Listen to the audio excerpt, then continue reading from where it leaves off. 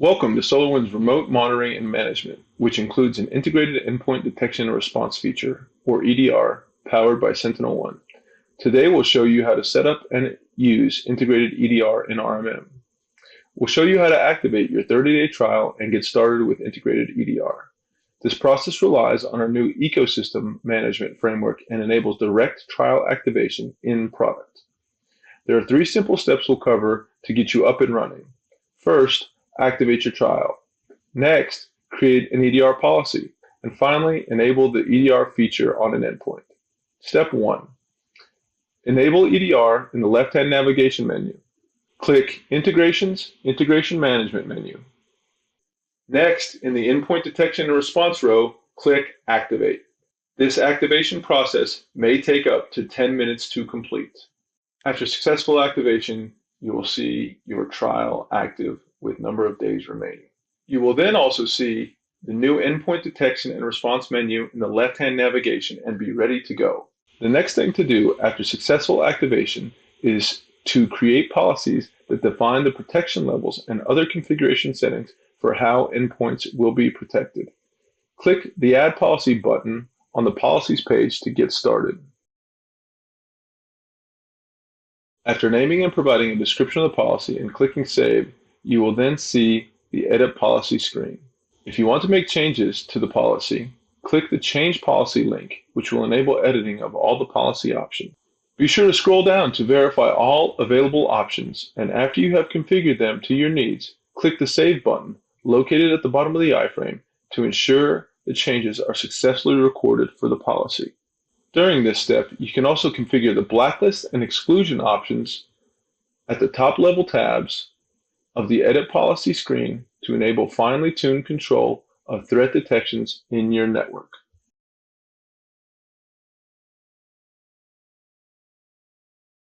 After the Sentinel One policy and any blacklist or exclusions are saved, remember to click the Finish button in the lower right-hand corner to exit the policy creation process. The final step is enablement of the EDR feature on a workstation or server and can be accomplished in one of 2 ways. Directly for the individual endpoint under the Edit Workstation or Edit Server menu, you can turn the setting to On and select the policy you want to use. Alternatively, you can use the EDR settings menu to deploy to various levels of your client tree. Upon successful installation of the EDR feature and agent on the endpoint, the final step is to reboot the system to enable full protection. This can be done immediately or during a regular maintenance window as conditions require. The system is protected as soon as the agent has been installed and retrieves its policy settings from the cloud. However, the dynamic engine is not enabled until after successful reboot to allow the kernel level protections needed for that engine. After enabling EDR on some endpoints, it's time to check the RMM Dashboard for the status of the install and monitor the processes. We've added a north pane column and icon for EDR, which indicates the feature status of the endpoint. You will also see 2 new checks added for devices that have EDR enabled. One of them is a Windows Service Status check to ensure the agent process is running, and the second is a script check that provides status information about the health of the endpoint from the agent's perspective. The most important data returned by the check is the infected status, and in most cases, it should be clean. However, when a threat is detected on the endpoint, the status will change to infected, and the script will go into a failed state. When this state change happens, if an email or SMS outage notifications is enabled, an alert is sent for rapid notification and triage.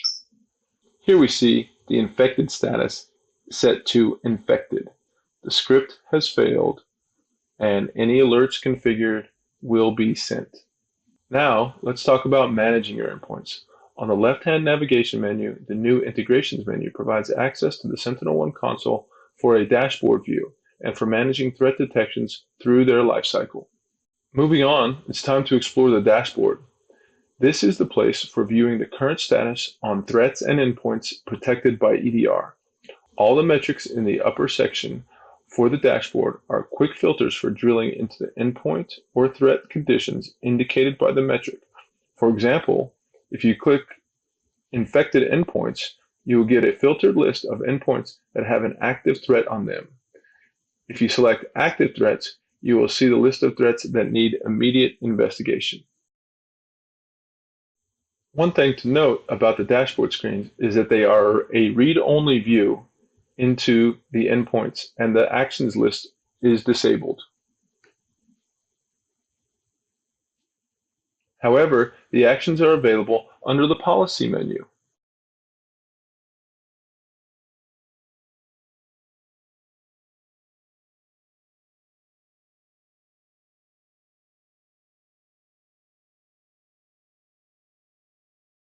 Of course, we need to know how to analyze incidents.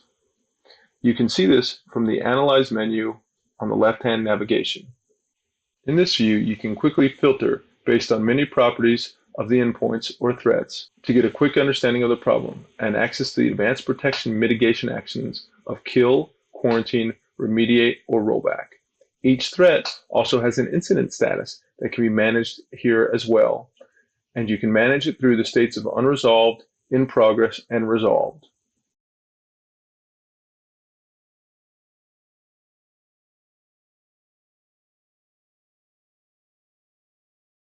Next up, policies, which is used to create new policies or manage policy settings on an ongoing basis.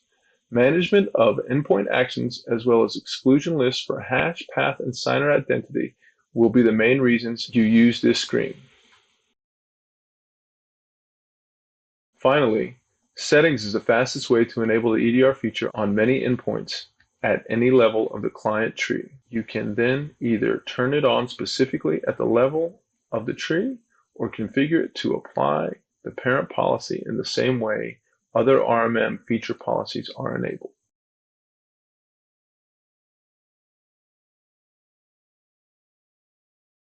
And that's it. We hope you have enjoyed this look at how to use SolarWinds integrated EDR.